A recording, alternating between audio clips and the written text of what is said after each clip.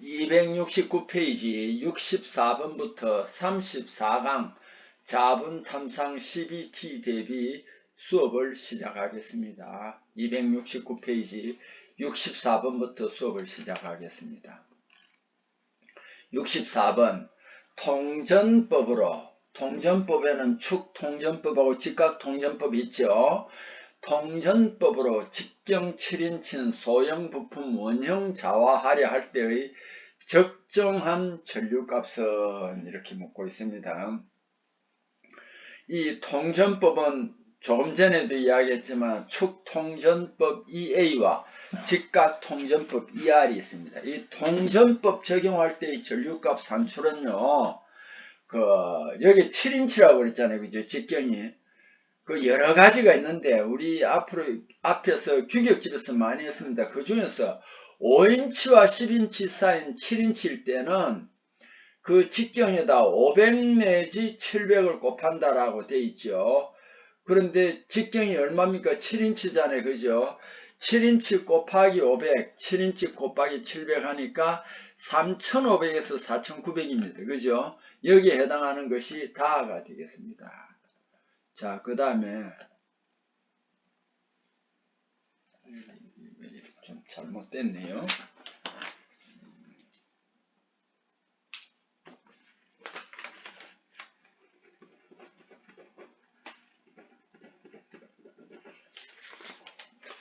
여기에 보기 뭐 관계는 없습니다만 이게 지금 좀 잘못됐어요. 여기에 뭐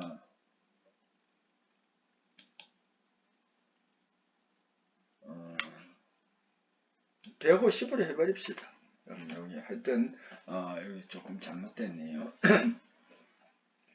65번 시험부에 두 개의 프로드를 사용하여 시험부 표면에 근접한 두 점 사이에만 집중적으로 전류 흘려 필요한 자장 강도 형성시킬 때 유도되는 자장은 이 프로드법도 원형 자장입니다. 그렇게 우리 대부분 다 원형 자장이잖아요. 그죠?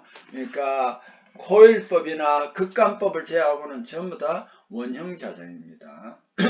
여기 요크 자장도 극간법이잖아요. 선형 자장이고 솔레노이드도 선형 자장입니다. 자, 66번 자분 탐상시험 방법의 규격으로 틀린 것은 이렇게 되어 있습니다. KSD 013 이건 이제 이거는 군사 이제 규격입니다.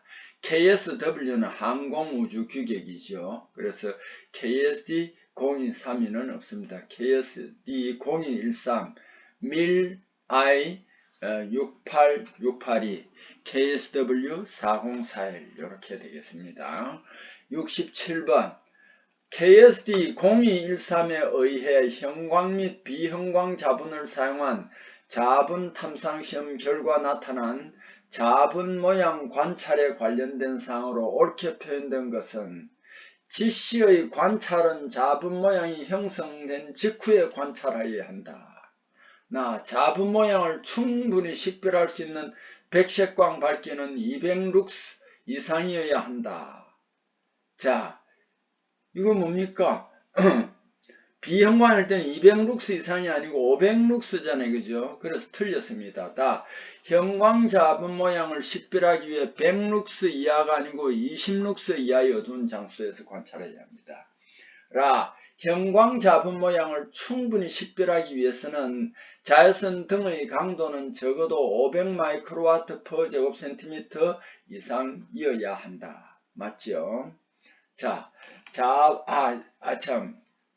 죄송합니다. 형광 자분모양 자외선 등의 강도는 500이 아니고 뭡니까? 800이다. 그죠? 그래서 이것도 틀렸습니다. 그래서 여기서는 가가 맞아요.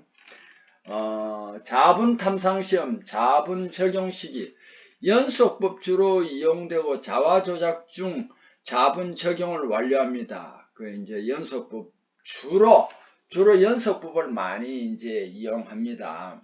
잔류법은 자화 조작 종료 후에 자분을 적용합니다.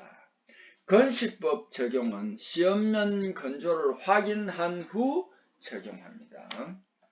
자, 그 다음에 자분 탐상 시험, 형광과 비형광법 관찰면 밝기. 형광법은 암실 20룩스 이하에서 적용하고요. 비형광 자분은 자연광, 이게 뭐 백색광 두 개 중에서 자연광, 백색광 아래 500룩스 이상, 항공우주 규격에서 2150룩스 이상이어야 합니다. 자외선 강도, 형광법에서 반드시 사용하며 38cm 높이에서 800 마이크로와트 per 제곱센티미터 이상의 자외선 강도를 가져야 합니다. 자외선 조사장치, 블랙라이트, 형광법이 이용되죠. 자, 자외선 강도. 자외선 강도계 사용하여서 강도를 측정합니다. 인상연, 이거는 교류 극간식. 다른 방법들은 전류를 산출하는데 교류 극간식은 요크나 극간법은 그 전류를 산출하는 게 아니고 인상력으로 합니다. 특히 교류 극간식은 10파운드 4.5kg F를 적용하고요. 직류 극간식은 40파운드 18.1kg F를 적용합니다. 요것도 꼭 알아 주셔야 합니다. 자, 그 다음에 이제 여러분 270페이지 68번입니다. KSD0213에서 용접부 자분 탐상할 때 전 처리하는 범위인 것은 시험 범위에서 모재척으로 약 20mm 정도 넓게 잡습니다. 침투에서는 25mm지요. 자, 69번 KS 규격에 의한 자화 방법, 부호를 옳게 연결된 것은 프로드법은 P이고 극간법은 M이죠. 직각통전법은 ER이고 자속관통법은 I입니다. 자, 70번 KSD0213에 규정된 A형 표준시험편 중 A2 15 4선 50에 대한 설명으로 가장 적합한 것은요. 직선형 뿐입니다. A2는 인공흠 길이가 6mm이다. 여기에 인공흠 길이라, 그렇죠. 길이가 6mm입니다. 그리고 인공홈의 깊이는 15 마이크로미터입니다. 잔류법 적용하는 표준시험편이 아니고요. A형, B형, C형 표준시험편은 무조건 연속법을 적용합니다. 그래서 여기 잘못됐죠. 다 시험편 크기는 30 곱하기 30mm가 아니고 20 곱하기 20mm이다. 시험편 두께는 15 마이크로미터가 아니고 50 마이크로미터다. 자, 여기에 이 A형 표준시험편 정말 규격집에 있는 것도 문제가 있을 때마다 이렇게 한 번씩 우리가 여기 이제 인용을 하고 있습니다. 그만큼 중요하다는 거예요. 자, A형 시험편은 A1 시험편이 있고 A2 시험편이 있습니다. A1은 인공흠이 원형과 직선이 있고 A2는 직선형 뿐입니다. 자, A1 표준시험편 원형일 때는 우리가 한번 살펴봅시다. 어쨌든 A1이나 A2 시험편은 가로, 세로 시험편의 규격은 전부 다 20mm, 20mm입니다. 그런데 원형일 때는 이 원형의 직경이 파이가 10mm예요. 10mm예요. 여기 7, 4선 50이라는 것은 이 시험편의 두께가 50 마이크로미터이고 이 인공음을 팠을 때 그 깊이가 7 마이크로미터라는 뜻입니다. 자, A1 표준 시험편은 또 직선이 있어요. 이것도 가로, 세로 20mm이고요. 여기에는 직선의 홈을 팠습니다. 요 길이가 6mm입니다. 여기에도 7, 4선 50이라는 것은 이 시험편 두께가 50 마이크로미터라는 뜻이고요. 이 인공음을 팠을 때 그 깊이가 7 마이크로미터라는 뜻입니다. 자, 우리가 이 표준시험편 쓸 때 이 직선보다는 둥글게 이렇게 했는 게 더 결함 이제 표준시험편 적용하는 게 훨씬 좋습니다. A2 표준시험편 직선입니다.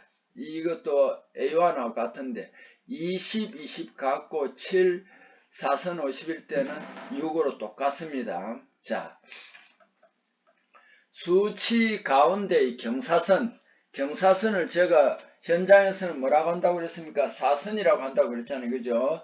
사선 왼쪽은 인공흠 깊이입니다. 사선 오른쪽은 판의 두께를 나타내고 치수의 단위, 이때 치수의 단위는 마이크로미터입니다. 따라서 A2, 15, 사선 50 직선형에서 15는 인공흠 깊이 15 마이크로미터이고 50은 시험편 두께 50 마이크로미터입니다.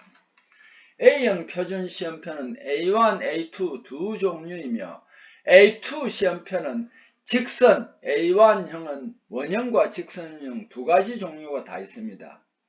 A형 표준 시험편은 가로 곱하기 세로가 20mm 곱하기 20mm이고 원형 인공흠 지름은 뭐가 되냐면은 10mm이고 직선형의 길이는 6mm이다. 자, 이런 게 굉장히 중요합니다. 그래서 제가 여기에 또 붉게 표시를 했습니다.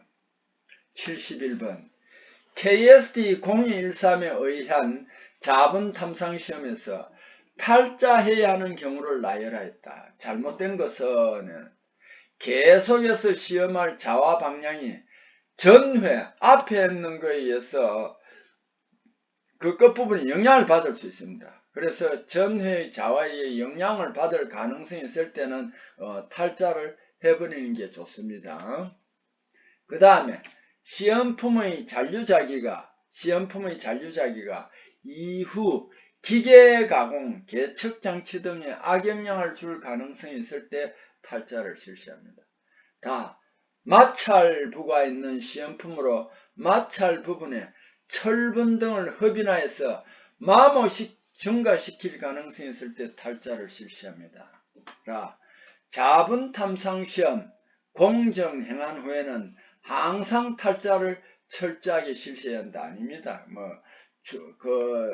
이 잔류자기가 남아있어도 영향이 없는 그런 시험체는 탈자하지 않아도 되고, 그 다음에 또 열 처리를 한다든지 이럴 때도 탈자를 하지 않아도 됩니다.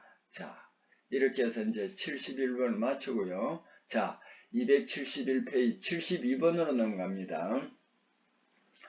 KSD0213에 의한 일반적인 검사 조건으로 볼 때 다음 중 1회 검사에 필요한 순수한 통전시간 중 가장 짧은 경우는 충격전류입니다.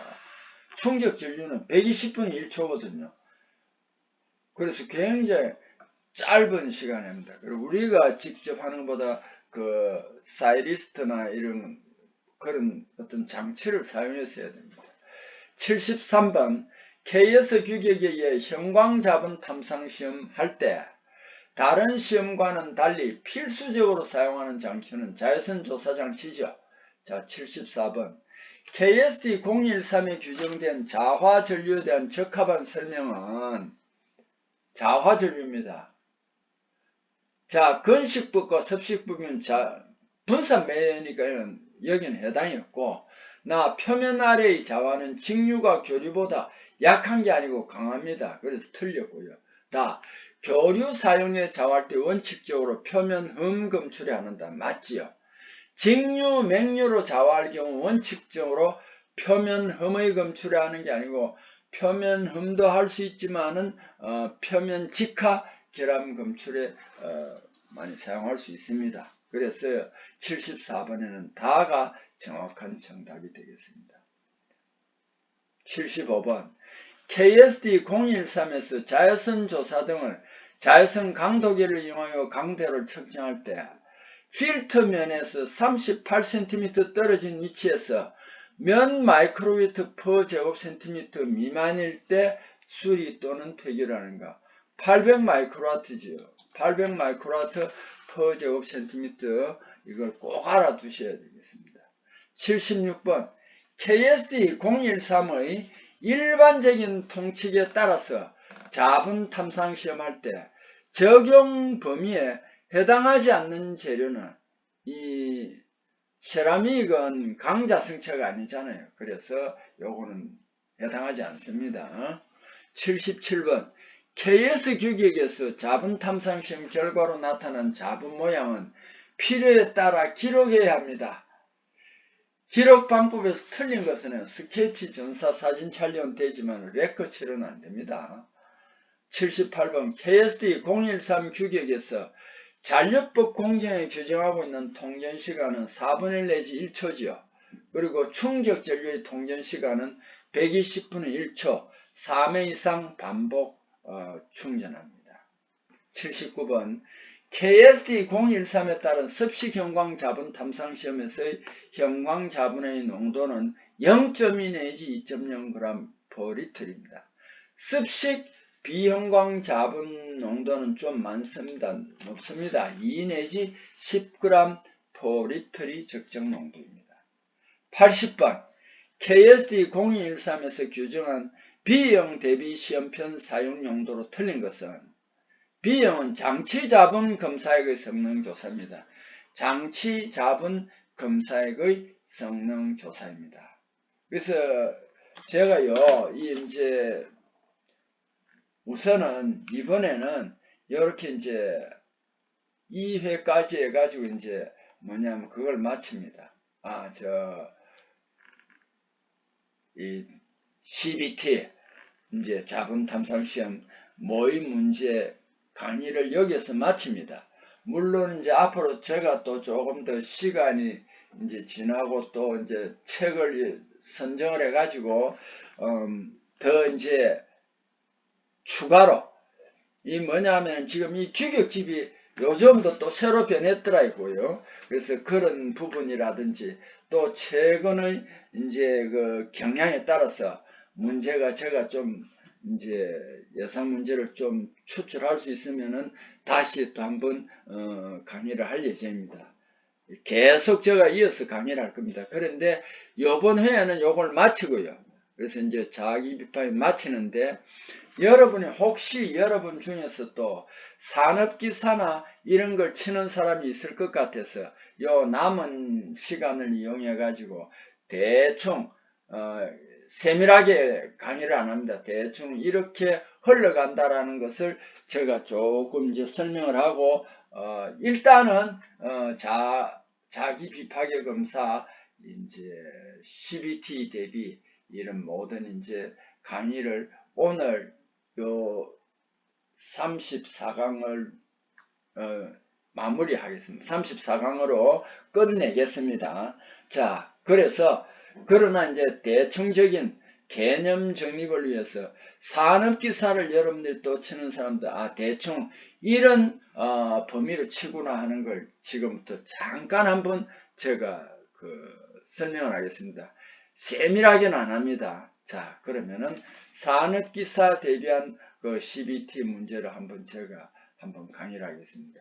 자, 요거는 여러분 그 책 뒤에 또 몇 페이지인지는 모르겠지만은 있습니다. 지금 그래서 응용학습 해가지고 6번 자분 탐상 기사시험 대비 학습용 해놓은 게 있습니다.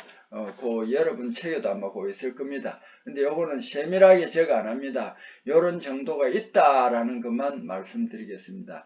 제1영역이라고 해놨더라고요. 그때는 자기 탐상시험 원리가 제1영역에 이제 포함이 되더라고요. 그래서 한번 대충 봅시다. 1번 외경 50mm인 원통형 시험체의 원주 방향 결함 검출하는데 옳은 자분은 이거는 원통 시험체 원주 방향 결함 검출할 때는 코일을 감아 가지고 이렇게 이제 결함을 검출할 수 있습니다.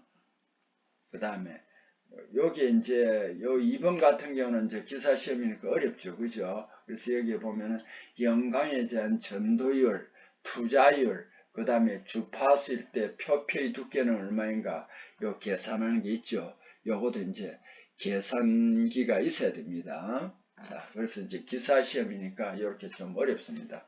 3번 자분 탐상 시험에서 선형 자개발 시하는 자방법에 속하는 것은 극관법하고 코일법이죠. 이런 거 우리 기능사 대비 CBT 시험 문제에서 얼마든지 많이 다루었죠.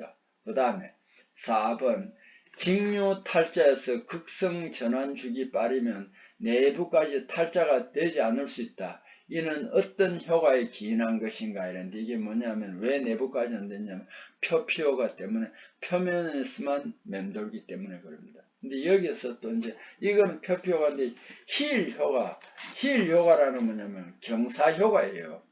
X선관의 이거는 지금 우리가 앞에서 많이 했습니다. X선관의 표정면이 X선 축에서 10 내지 30도 사이 각도를 가질 때 얻을 수 있는 방사선 강도 효과를 경사효과라고 합니다.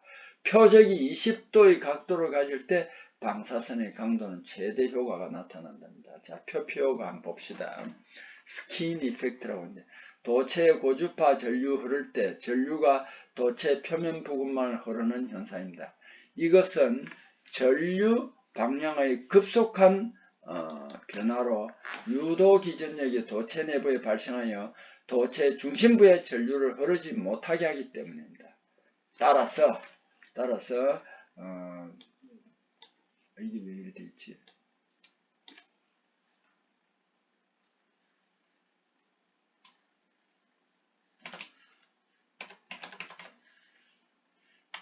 따라서 고주파 전류 흐르는 도서는 전류가 흐르지 않는 중심부가 빈 중공인 선 및 표면적을 넓히기 위해 가는 선을 서로 절연하여 몇 가닥 꼬은 선을 쓴다.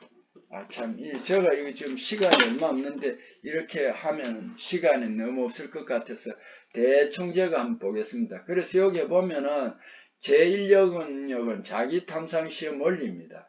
이렇게 해서 이제 5번 같은 거 여기는 이제 우리가 일반적으로 알 수 있습니다. 자, 6번, 그 다음에 7번, 8번, 9번 이제 요것도 우리가 해봤습니다.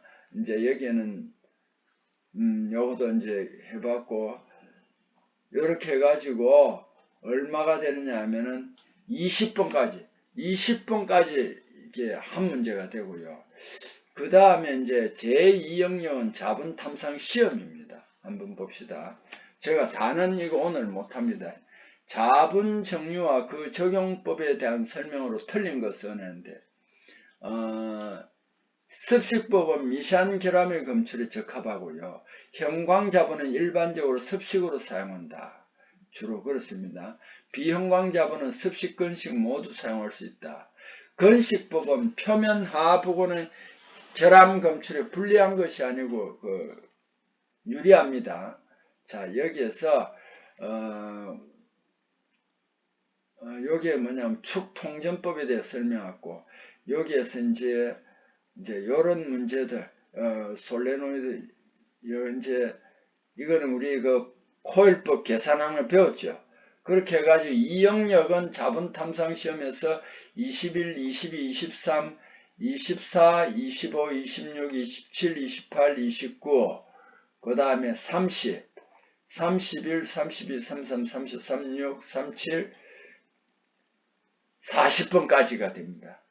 두 번째 과목. 자, 여러분 이거 기능사 할 때도 이거 많이 배웠습니다. 이게 뭡니까? 자기이력 곡선입니다. 자기이력 곡선.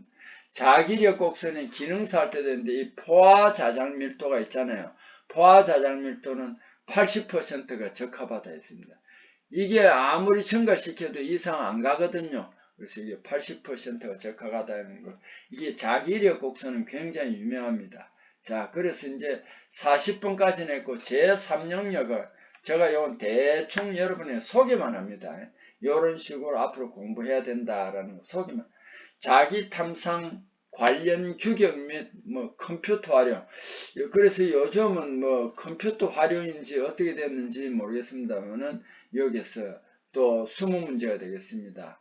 41번, 42번, 43번. 우리가 이 44번 이런 거는 기능사에서도 많이 배웠고 45번 이게 이제 비형광 자분일 때요. 조도는 여기서는 가시광선이라고 하는데 보일러 규격에서는 1000룩스입니다. KS 규격에서는 500룩스, 항공우주 규격에서는 2140룩스입니다. 그 다음에 여기 이제 전처리하는 거는 우리 했죠. 그죠? 얼마? 그 시험 범위보다 약 20mm. 그렇잖아요. 그죠? 자, 요런 식으로 해가지고 58, 59, 60번까지 되었습니다. 그 다음에 이제 뭐가 되느냐 하면 4영역이 금속 재료예요. 금속 재료. 여기는 지금 제가 대충 합니다. 자, 61번 응고에 관한 거고 62번 표점거리 해가지고 이거는 뭐냐면 인장 강도를 계산하는데 인장 강도는 무조건 무슨 강도라는 말이 붙으면 어떻게 되느냐 하면 강도라는 말이 붙으면은 하중을 최대 하중을 뭐로 나누어 주느냐 하면은 최대 하중을 그 면적으로 나눠준대요. 직경이 10mm라 했으니까 요거는 어떻게 되느냐 하면은 최대 하중이 얼마입니까? 4000이잖아요. 그죠? 4000 이제 나누기는 이렇게 합시다. 4000 나누기로만 해버립시다.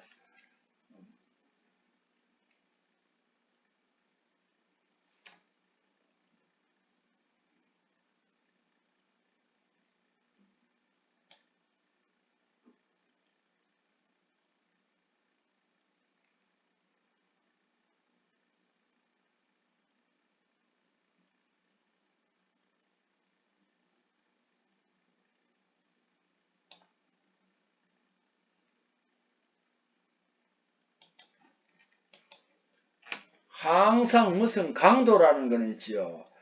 하중을 뭐로 나누냐 면적으로 나눕니다. 이 직경이 10mm라 이 말은 뭐가 되겠습니까? 5 곱하기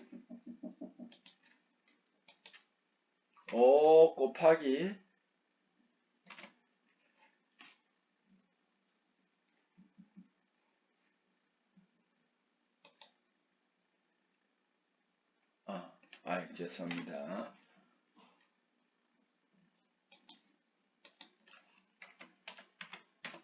이렇게 하면 됩니다. 그러면은 이제 강도가 나오는 거예요. 자, 여기에서는 지금 제가 조금 전에 설명했지만 제가 이걸 상세하게 설명할 시간은 없고 이제 기사 시험을 나중에 치는 사람들 이렇게 이제 과목별로 있다라는 걸 소개하는 정도입니다.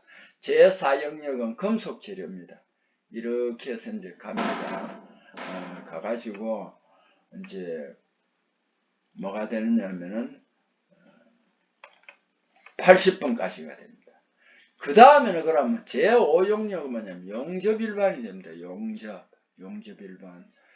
자, 81번부터 이거 우리 정극성, 역극성도 많이 했습니다. 그 다음 이렇게 해가지고 여러분 허용 사용률도 배웠습니다. 허용 사용률 이것도 많이 배웠습니다. 자, 이렇게 하고 여기 초음파 탐상법의 종류로는 말이죠. 투과법, 공진법, 펄스반사법 이것도 많이 했습니다. 그 다음에 87번. 요게 뭐냐면 용접비두고 뭐 이렇게 나와있죠. 그죠? 그 다음에 용접 이별 산출식 이것도 기능사 할 때 많이 했습니다. 그래서 기능사 했을 때 나온 것도 이렇게 기사 시험에도 나올 수 있습니다. 자, 88, 89 여기 문제 용접 91 그 다음에 94 이렇게 해가지고 100번까지로 합니다. 100번까지로. 이렇게 해서 우리가 이제 기사시험 이런 5개 과목을 해가지고 한 번에 시험을 칩니다. 여러분 그런데 여기에 여러분 배운 것도 있고 안 배운 것도 있는데 일단은 이런 식으로 한다는 걸 알아두고 요 앞에 있는 부분 그러니까 응용학습 6회잖아요. 그죠? 6회 요거는 여러분 책에도 바로 뒤에 있습니다. 요거 말고 앞부분으로 이제 지금 현재 기능사를 만일 치는 사람은 그 앞부분까지 공부를 해서 시험을 치면 됩니다. 거듭 한 번 더 말씀드립니다만은 여러분이요 요걸 충실히 공부하고 규격적으로 공부하고 문제를 풀이해 보면은 시험을 잘 칠 수 있습니다. 물론 그 60문제에서 몇 번 반복하고 하면은 45문제 정도는 얼마든지 맞을 수 있습니다. 왜 제가 60 문제를 다 못 맞느냐 하면은 초음파나 방사선이는 어디 이제 약간 구석진 데서 어디 한 문제를 낸다든지 몇 문제를 낸다든지 하면 그건 우리가 안 배웠잖아요. 그죠? 그래서 좀 힘듭니다. 그런 것까지 다 우리가 점수를 완벽하게 다 맞으려고 하면 안 됩니다. 꾸준히 이렇게 앞부분까지 공부를 하면은 여러분 좋은 결과가 있을 겁니다. 그동안 이렇게 이제 자기 비파의 검사 64강 수업까지 열심히 들어주셔서 진심으로 감사드립니다. 또 다음에 기회가 곧 옵니다. 오면 이제 자료 말고 또 최신의 자료를 어떤 누가 책 쓴 사람이 있으면 그걸 조금 참고를 해가지고 다시 한번 더 새로운 버전으로 여러분과 함께 만날 수 있기를 기대합니다. 여러분 수고했습니다. 그리고 감사합니다.